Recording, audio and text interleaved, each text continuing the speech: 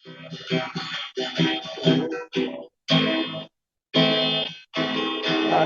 yang menyembah, hati yang memuji, hati yang mau taat dan setia kepadamu Bapa. Hati yang selalu bersyukur, hati yang mau tunduk, hati yang merendah. Ajarkan di setiap kami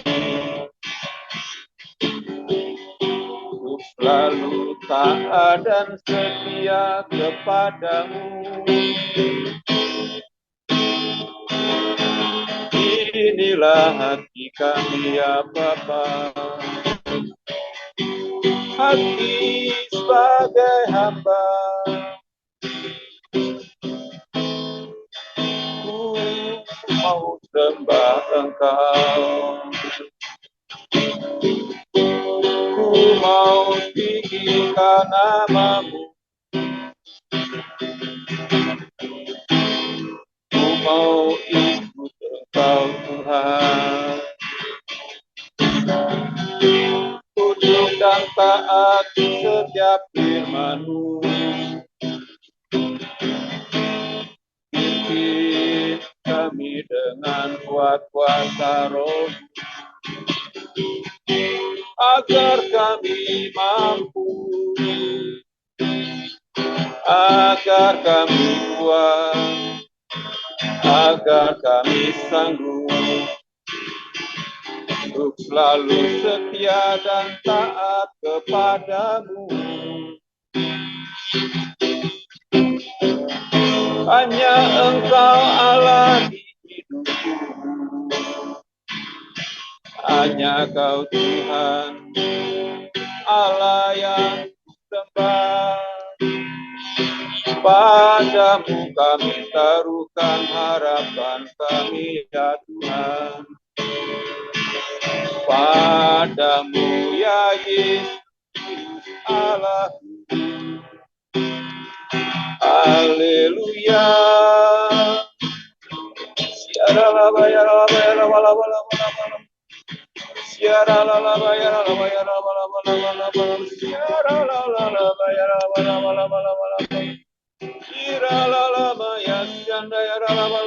Haleluya, haleluya.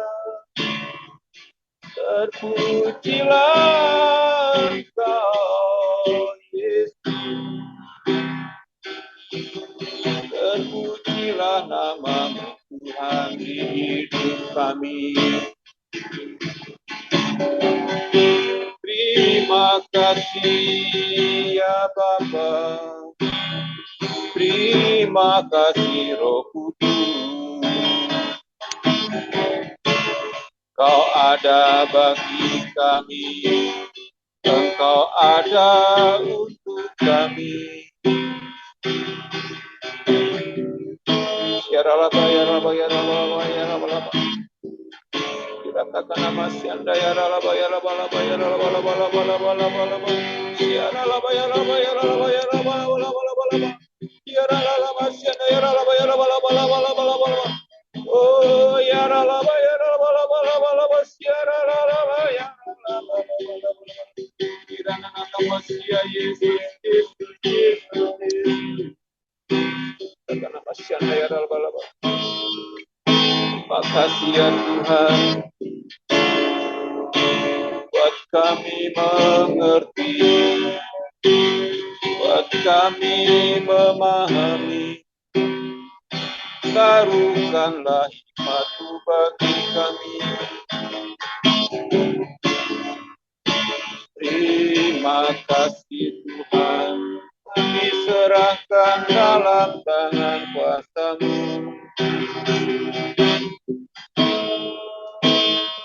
Terima kasih Bapa di surga. Terima kasih Tuhan Yesus. Terima kasih Roh. Silakan Pak David. Terima kasih Pak Sony. Saya akan mulai. Hari ini topik yang sangat penting sekali, terutama bagi teman-teman yang mau memulai suatu keluarga. Hal yang sangat penting sekali, yaitu ketundukan dalam keluarga. Sebelumnya mari kita berdoa. Tuhan Yesus, terima kasih hari ini kami dapat berkumpul kembali untuk mendengarkan firman-Mu. Tuhan Yesus, satu hal yang kami minta bahwa Engkau ada di dalam kami dan kami ada dalam firman-Mu. Biarlah kami mempunyai hati yang dapat tunduk pada firman-Mu, tunduk pada segala sesuatu yang pemerintah dalam dunia ini, tunduk dalam keluarga dan tunduk dalam gereja. Karena itulah yang Engkau kehendaki dalam hidup kami. Terima kasih Tuhan Yesus, dalam nama-Mu hamba berdoa dan kami juga sama-sama berdoa. Amin. Saudara, kita sudah sampai ketundukan di dalam keluarga. Saudara, saya akan mulai langsung. Situasi aneh di masyarakat ini adalah kita memiliki lebih banyak pendidikan tentang seks dan pernikahan daripada sebelumnya. Namun pada zaman ini kita lebih banyak masalah pernikahan dan perceraian. Jelas ada sesuatu yang salah. Jadi teman-teman gak usah pesimis tentang hal ini karena semua orang mengalami hal ini, ya. Tidaklah cukup untuk mengatakan bahwa Tuhan dibutuhkan di rumah-rumah ini, karena bahkan banyak pernikahan Kristen yang berantakan. Fakta bahwa seorang pria dan wanita sama-sama diselamatkan di dalam Tuhan Yesus bukan jaminan bahwa pernikahan mereka akan berhasil. Pernikahan adalah sesuatu yang harus kita upayakan. Sukses itu tidak otomatis. Dan bila salah satu pasangan hidup bukan seorang Kristen, hal itu dapat membuat keadaan menjadi lebih sulit. Saudara, Petrus di sini menunjukkan bagian suratnya kepada istri-istri Kristen, ya, yang memiliki suami yang belum diselamatkan, memberitahu mereka cara bagaimana untuk memenangkan pasangan mereka bagi Kristus. Kemudian dia menambahkan beberapa nasihat penting bagi para suami Kristen. Jadi saudara, di sini Anda tidak usah pesimis. Apapun status pernikahan Anda saat ini, Anda dapat belajar dari Petrus hal-hal penting untuk pernikahan yang sukses dan bahagia. Yang pertama adalah teladan Kristus. Yang kedua, ketundukan adalah perintah. Yang ketiga adalah pertimbangan. Kita mulai dengan firman-Nya, saudara. 1 Petrus 3 ayat 1 sampai 7. Perhatikan baik-baik, saudara. Demikian juga kamu, hai istri-istri, tunduklah kepada suamimu, supaya jika ada di antara mereka yang tidak taat kepada firman, mereka juga tanpa perkataan dimenangkan oleh kelakuan istrinya. Jika mereka melihat bagaimana murni dan salehnya hidup istri mereka itu, perhiasanmu janganlah secara lahiriah, yaitu dengan mengepang-ngepang rambut, memakai perhiasan emas, atau dengan mengenakan pakaian yang indah-indah. Tetapi perhiasanmu ialah manusia batinia yang tersembunyi, dengan perhiasan yang tidak binasa, yang berasal dari roh yang lemah lembut dan tentram yang sangat berharga di mata Allah. Sebab demikianlah caranya perempuan-perempuan kudus dahulu berdandan, yaitu perempuan-perempuan yang menaruh pengharapannya pada Allah. Mereka tunduk pada suaminya, sama seperti Sarah taat kepada Abraham dan menamainya dia tuannya. Dan kamu adalah anak-anaknya jika kamu berbuat baik dan tidak takut akan ancaman. Demikian juga hai suami-suami, hiduplah bijaksana dengan istrimu sebagai kaum yang lebih lemah. Hormatilah mereka sebagai teman pewaris dari kasih karunia, yaitu kehidupan, supaya doamu jangan terhalang. Demikian firman Tuhan. Saudara, pertama adalah teladan Kristus. Jadi ungkapan dengan cara yang sama merujuk kita kepada pembahasan Petrus tentang teladan Yesus Kristus.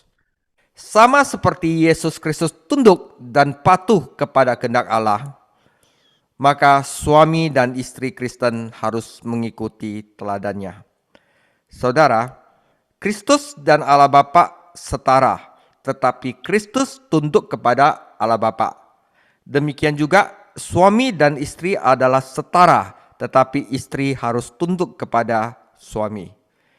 Jadi banyak dari pembelajaran kita dalam hidup yang akan datang melalui peniruan. Kita meniru teladannya Kristus. Kakek dan nenek bersenang-senang menyaksikan cucu-cucu mereka mempelajari keterampilan dan kata-kata baru saat mereka tumbuh dewasa. Jika kita meniru model terbaik, kita akan menjadi model yang lebih baik, orang yang lebih baik, dan lebih berprestasi lebih baik.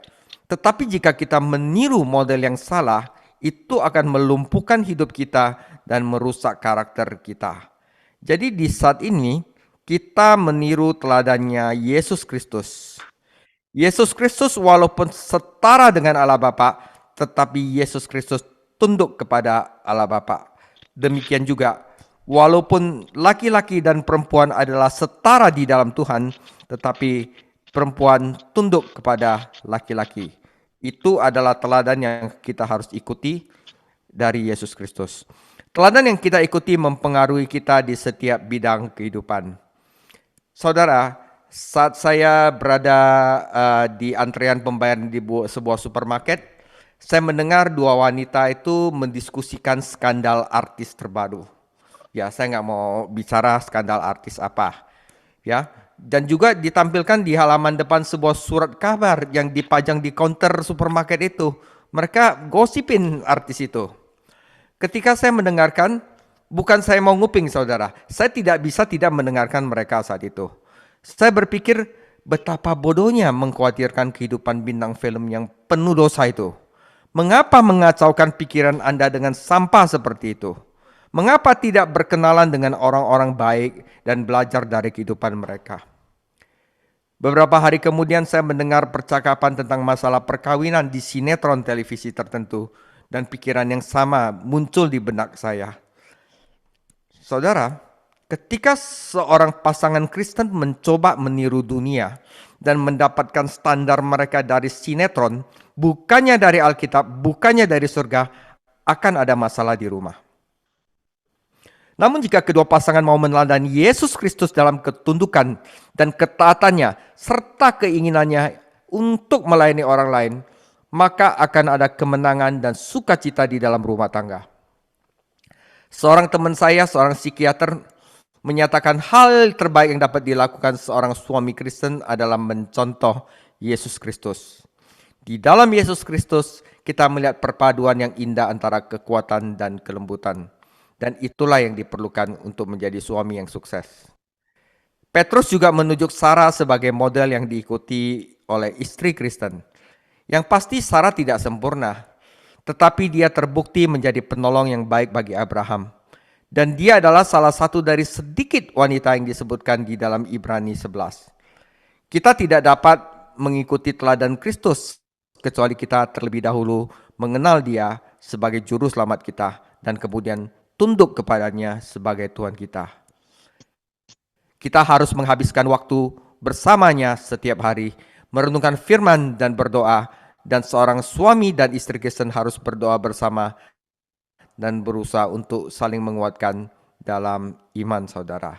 Itu idealnya, itu perfectnya. Walaupun banyak dari kita tidak bisa melakukan ini karena satu dan lain hal. Tapi ini adalah sempurnanya saudara. Nah, yang kedua yang kita pelajari bahwa ketundukan adalah perintah. 2 kali dalam paragraf ini, Petrus mengingatkan para istri Kristen bahwa mereka harus tunduk kepada suami mereka. 1 Petrus 3 ayat 1 dan 5. Kata yang diterjemahkan penundukan adalah istilah militer saudara, yang berarti menempatkan di bawah pangkat. Tuhan punya tempat untuk segalanya. Dia telah menetapkan berbagai tingkat wewenang. Ia telah menetapkan bahwa suami adalah kepala dari rumah tangga. Jadi kalau istri mau jadi kepala, itu berarti pemberontakan saudara. Tuhan juga ada menempatkan pemerintah, kepalanya, presidennya adalah ini. Jika ada orang mau jadi presiden, itu namanya pemberontakan, sama seperti itu. Ya, jadi ia telah menetapkan bahwa suami menjadi kepala rumah tangga dan bahwa sebagaimana ia tunduk kepada Kristus, istrinya harus tunduk kepadanya. Tetapi kepimpinan bukan kediktatoran, tetapi pelaksanaan otoritas ilahi yang penuh kasih di bawah ketuhanan Yesus Kristus. Petrus memberi 3 alasan mengapa seorang istri Kristen harus tunduk kepada suaminya sekalipun sang suami itu tidak taat kepada firman. Sekalipun sang suami seperti dalam kasus ini belum diselamatkan, saudara. Pertama, ketundukan adalah kewajiban. Tuhan telah memerintahkan karena dalam hikmat-Nya, Dia tahu bahwa ini adalah pengaturan terbaik untuk pernikahan yang bahagia dan memuaskan.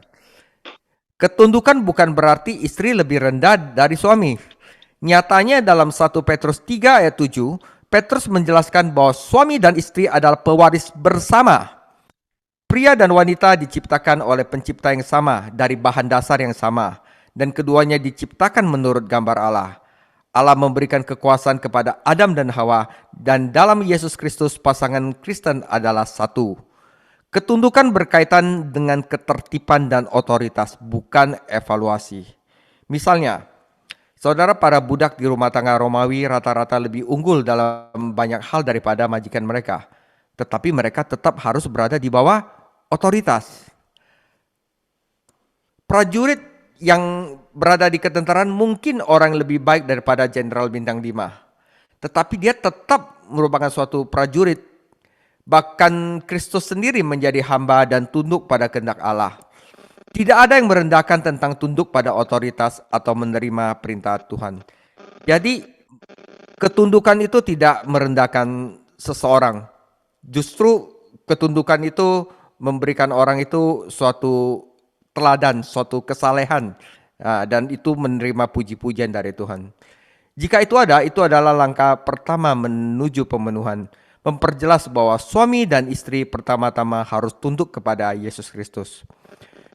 Suami dan istri harus menjadi mitra, bukan pesaing. Setelah upacara pernikahan, saya sering secara pribadi berkata kepada kedua mempelai, saudara, sekarang ingat, mulai sekarang, ini bukan milikku atau milikmu, tetapi milik kita. Ini menjelaskan mengapa orang Kristen harus selalu menikah dengan orang Kristen lain.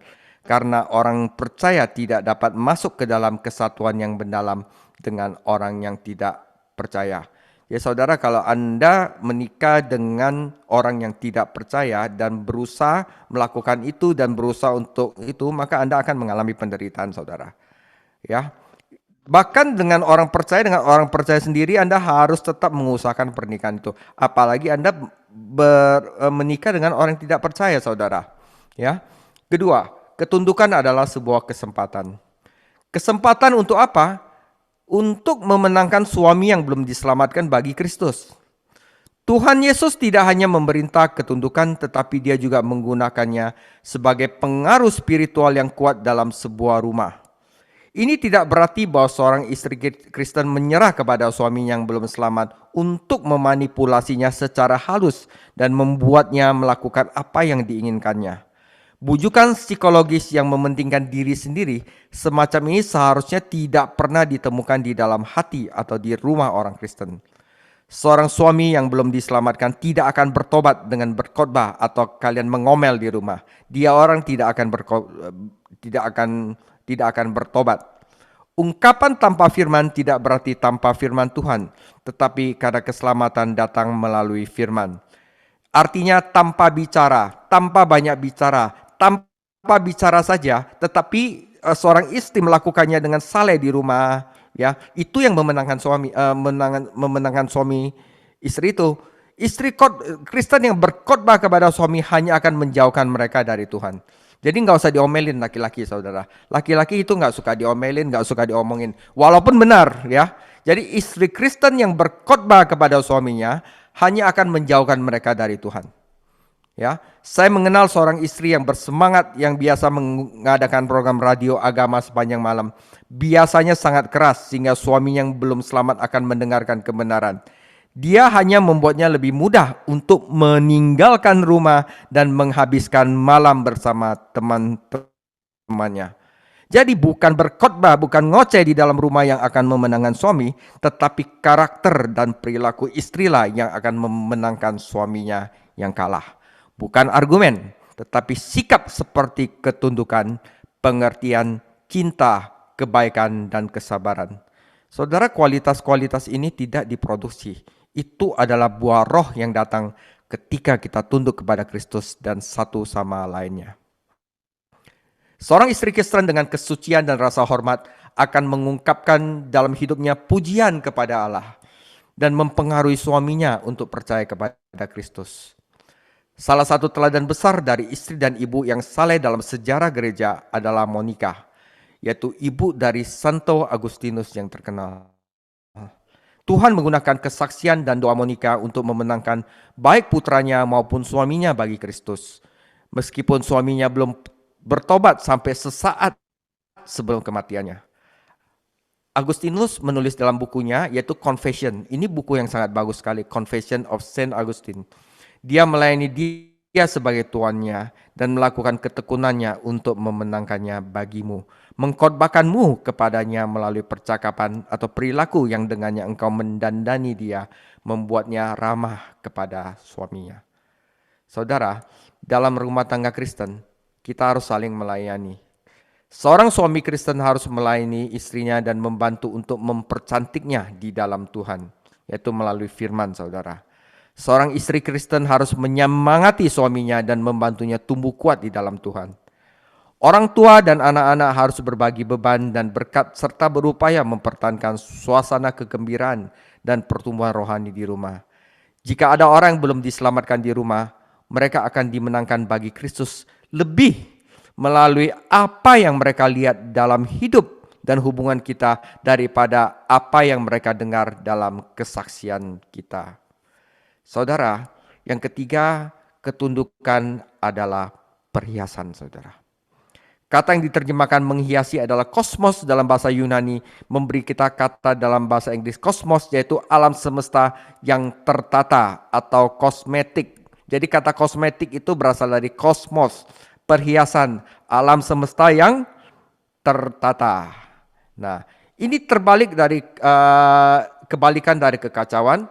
Jadi Petrus memperingatkan istri Kristen untuk tidak mengutamakan dekorasi luar, penampilan luar, tetapi pada karakter internal. Wanita Romawi terpikat oleh mode terbaru saat itu dan bersaing satu sama lainnya dengan pakaian dan gaya rambut. Bukan hal yang aneh bagi para wanita untuk memiliki potongan rambut yang rumit, berkepang-kepang, bertatakan sisir emas dan perak, bahkan permata. Mereka mengenakan pakaian rumit dan mahal semuanya untuk membuat satu sama lain terkesan.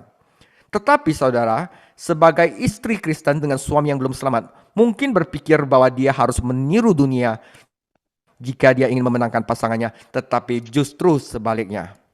Glamor bersifat artifisial dan eksternal. Kecantikan sejati itu nyata dan internal. Glamor adalah sesuatu yang bisa dikenakan dan dilepas seseorang, tetapi kecantikan sejati itu selalu hadir. Glamor bisa rusak, itu dapat membusuk dan memudar, tetapi kecantikan sejati dari hati tumbuh lebih indah seiring berjalannya waktu. Karena itu, seorang wanita Kristen yang memupuk kecantikan batinnya tidak harus bergantung pada penampilan luar yang murah. Tuhan memperhatikan nilai, Tuhan memperhatikan hati, bukan harga luar, saudara. Tentu saja ini tidak berarti bahwa seorang Kristen istri harus mengabaikan dirinya sendiri. Wah, sembarangan pakai baju, udah kusem-kusem, ya datu apa segala macam, bajunya udah 3 hari nggak dicuci dipakai. Bukan masalah itu. Dia harus sederhana, bersih.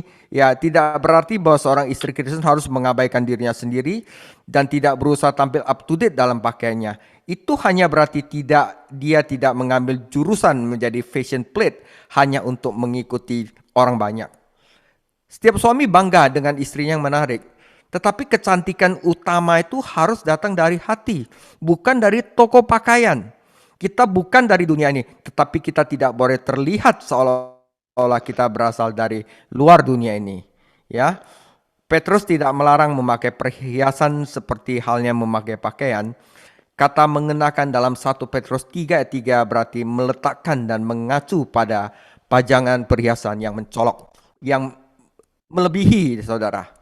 Dimungkinkan untuk memakai perhiasan dan tetap menghormati Tuhan, dan kita tidak boleh menghakimi satu sama lain dalam hal ini. Petrus menutup bagian ini dengan menunjuk Sarah sebagai contoh istri Kristen yang saleh dan penurut. Baca Kejadian 18 untuk latar belakangnya. Istri Kristen hari ini mungkin akan mempermalukan suami mereka jika mereka memanggil mereka Tuan. Tetapi sikap mereka harus sedemikian rupa sehingga mereka dapat memanggil mereka Tuan dan orang mempercayainya. Istri yang percaya, yang tunduk kepada Kristus dan kepada suaminya, dan yang memupuk roh yang lemah lembut dan tenang, tidak akan pernah merasa takut. Ketakutan dalam ayat ini berarti teror, sedangkan dalam 1 Petrus 3 ayat 2 artinya hormat. Mengapa Petrus mencurahkan lebih banyak ruang untuk mengajar para istri daripada para suami? Karena para istri Kristen sedang mengalami situasi yang sama sekali baru dan membutuhkan bimbingan. Secara umum, wanita direndahkan di Kekaisaran Romawi, dan kebebasan baru mereka di dalam Kristus menciptakan masalah dan tantangan baru, saudara. Selain itu, banyak dari mereka memiliki suami yang belum diselamatkan dan membutuhkan dorongan semangat dan pencerahan ekstra. Seperti yang ditulis Petrus kepada suami Kristen, dia mengingatkan mereka tentang 4 bidang tanggung jawab dalam hubungan mereka dengan pasangan mereka. Pertama, hubungan fisik, tinggal bersama mereka. Ini menyiratkan lebih dari sekedar berbagi alamat yang sama. Pernikahan pada dasarnya hubungan fisik, keduanya menjadi satu daging. Tentu saja pasangan Kristen menikmati hubungan rohani yang dalam, tetapi keduanya berjalan seiring. Suami yang benar-benar spiritual akan memenuhi tugas perkawinannya dan mencintai istrinya. Suami harus meluangkan banyak waktu berada di rumah bersama istrinya. Para pekerja Kristen dan pengurus gereja yang terlalu sibuk menyelesaikan masalah orang lain mungkin akhirnya menciptakan masalah mereka sendiri di rumah. Sebuah survei mengungkapkan bahwa rata-rata suami dan istri memiliki waktu 37 menit seminggu untuk berkomunikasi secara nyata. Jadi setengah jam saja suami dan istri berkomunikasi dalam seminggu. Apakah mengherankan jika pernikahan berantakan setelah anak-anak tumbuh besar dan meninggalkan rumah? Suami dan istri ditinggal sendirian, hidup dengan orang asing karena mereka tidak berkomunikasi, saudara. Kedua, intelektual, yaitu menurut pengetahuan. Seorang bertanya kepada Nyonya Albert Einstein dan apakah dia memahami teori relativitas Dr. Einstein, dan dia menjawab, tidak, tetapi saya mengerti, dokter. Dalam konseling pranikah, saya sebagai seorang pendeta, saya sering memberikan lembar kertas dan meminta mereka 3 hal yang menurut masing-masing yang paling disukai oleh pasangannya. Saya biasa saya kasih kertas dan apa yang disukai pasangannya. Biasanya calon mempelai wanita langsung membuat daftarnya dan para pria itu akan duduk dan merenung. Dan biasanya wanita itu benar tetapi pria itu salah. Jadi awal yang luar biasa untuk sebuah pernikahan. Sungguh menakjubkan bahwa 2 orang yang sudah menikah dan hidup bersama tidak saling mengenal. Ketidaktahuan berbahaya dalam bidang kehidupan apapun, tetapi berbahaya dalam pernikahan, saudara. Seorang suami Kristen perlu mengetahui suasana hati, perasaan, kebutuhan, ketakutan, dan harapan istrinya. Nah, ini sulit, saudara.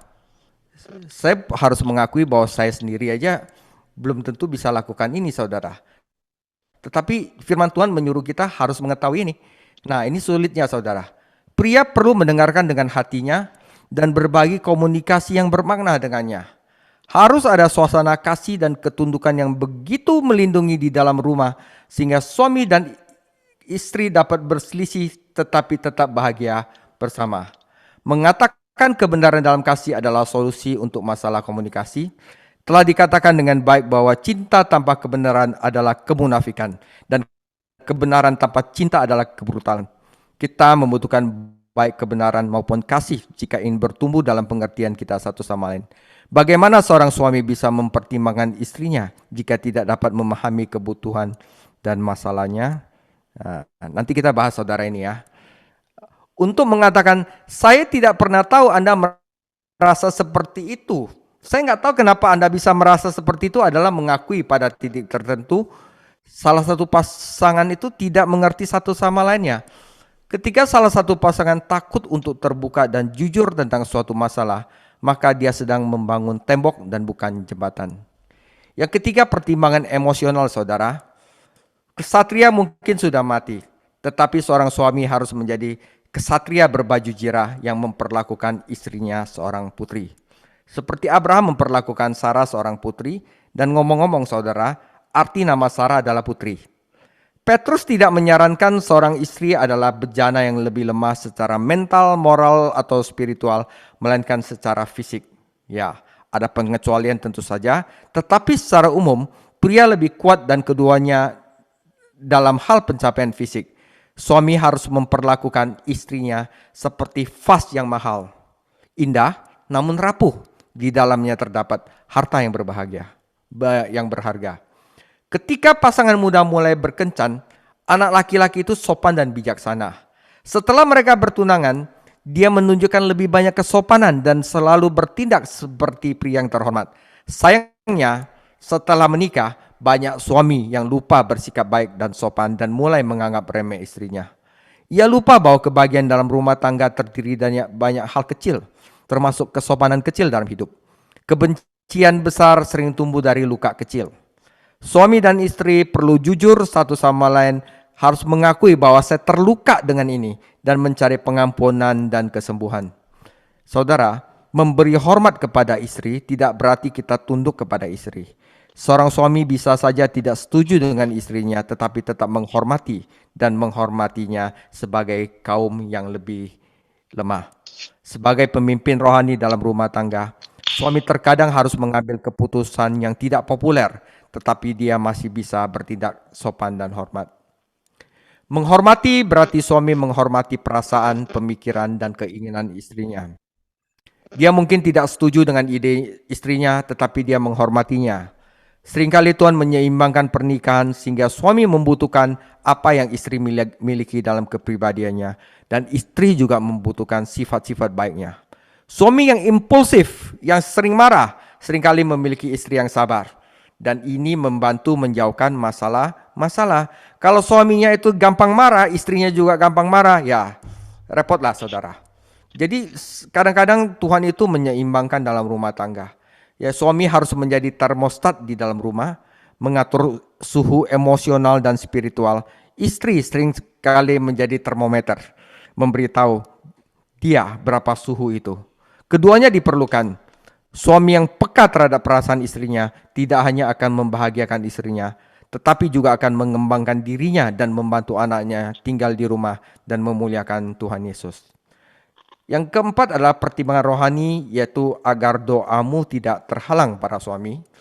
Petrus berasumsi bahwa suami dan istri akan berdoa bersama. Ya, seringkali mereka tidak melakukannya, dan inilah alasan dari banyak kegagalan dan ketidakbahagiaan.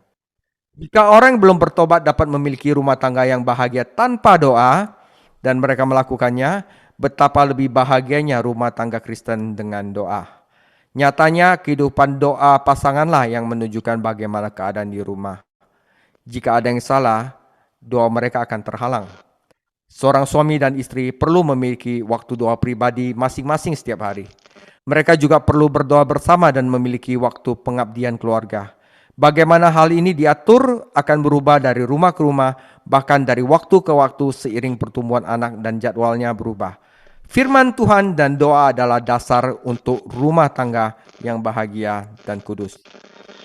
Saudara, sebagai penutup, seorang suami istri adalah pewaris bersama.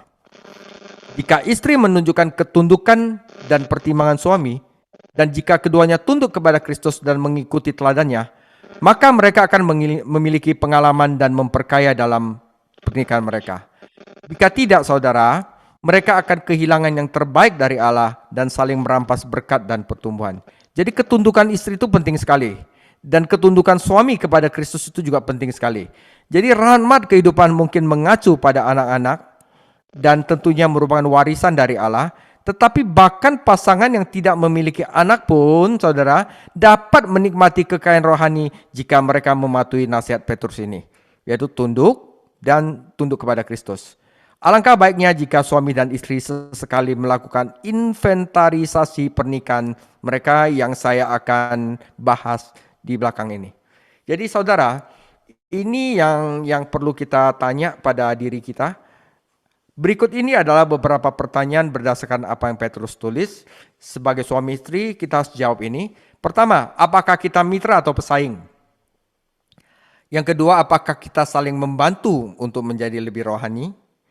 Yang ketiga, apakah kita bergantung pada hal yang lahiriah atau hal yang kekal? Hal yang buatan atau yang nyata?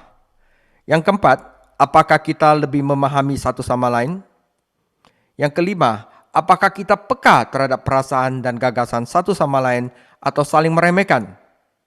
Yang keenam, apakah kita melihat Tuhan menjawab doa kita?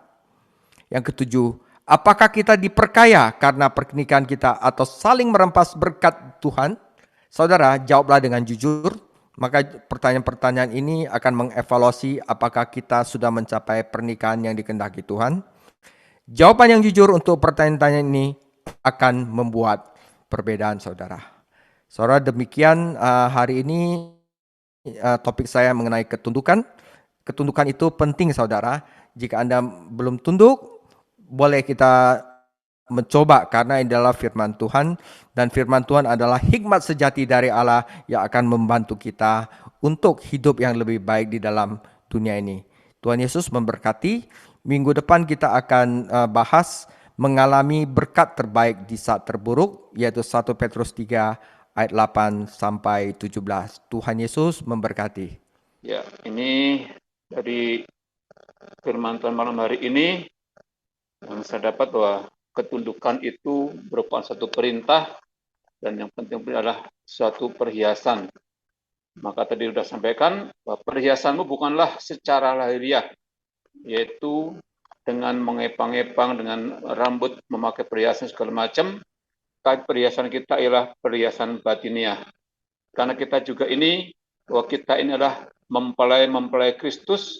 Oleh sebab itu kita pun harus memberikan harus taat akan perintah Yesus sebagai kepala rumah tangga, Yesus sebagai mempelai laki-laki, kita sebagai mempelai perempuan atau mempelai wanita. Maka yang kita adakan juga bukan perhiasan secara lahiriah, tetapi perhiasan secara batiniah di hadapan Kristus, supaya kita semakin layak menjadi mempelai Kristus dan kita layak masuk dalam kerajaannya. Oke, jadi mari kita sama-sama untuk kita bisa memiliki ketundukan diri hanya satu, yaitu kerendahan hati. Ya, tanpa kerendahan hati, kita tidak bisa memiliki hati yang tunduk, hati yang taat, hati yang setia. Sebab itu, mari kita memiliki hati yang rendah hati. Ya, dalam keluarga, sekalipun saya cukup belum keluarga, ya, dalam keluarga saling merendahkan hati untuk saling mengerti, karena saling melengkapi. Tidak ada manusia yang sempurna, tetapi disempurnakan melalui kehidupan kita dalam rumah tangga. Oke, karena Bapa di surga, karena hati yang merendahkan hati di hadapan-Mu Tuhan, untuk kami saling menundukkan diri di hadapan-Mu, Engkau sebagai mempelai laki-laki dan kami sebagai mempelai wanita, lakukan hati yang taat, yang setia, hati yang tunduk akan setiap perintah-perintah-Mu Tuhan. Sehingga perhiasan kami adalah perhiasan batiniah, bukan perhiasan lahiriah. Sehingga kami semakin hari semakin layak untuk menyambut Engkau sebagai mempelai laki-laki dan kami sebagai mempelai perempuan. Terima kasih Tuhan Yesus, berkati hamba-Mu, Pastor David yang telah mengajarkan kami, agar kami semakin hari dan keluarga kami untuk kami saling menundukkan diri, urapi hamba-Mu, tambahkan hikmat lebih lagi buat hamba-Mu ini, dan berkati dalam pekerjaannya, dalam keluarganya sebagai kepala rumah tangga, hingga menjadi teladan. Terima kasih Tuhan Yesus, Engkau memberkati hamba-Mu dan Engkau memberkati kami semuanya yang ada di kelas malam hari ini, dengan kesehatan, kekuatan, serta hati yang merendahkan hati di hadapan-Mu ya Tuhan. Terima kasih buat malam hari ini, bila kiranya kasih setia-Mu terus memerintah setiap kehidupan kami. Terima kasih Bapa di surga, malam hari ini kami mengakhiri Bible study malam hari ini, dan kami menerima berkat daripada Engkau. Silakan Bapak Pastor Andreas untuk berdoa berkat. Ya, Tuhan memberkati kami semua malam hari ini, melayakkan kami menjadi orang-orang yang bijaksana, sehingga kami boleh dipersiapkan menjadi mempelai Kristus. Dan kami akan muka dengan muka dengan Kristus. Kiranya berkat ini menyertai kami semua di dalam nama Tuhan Yesus. Haleluya. Amin.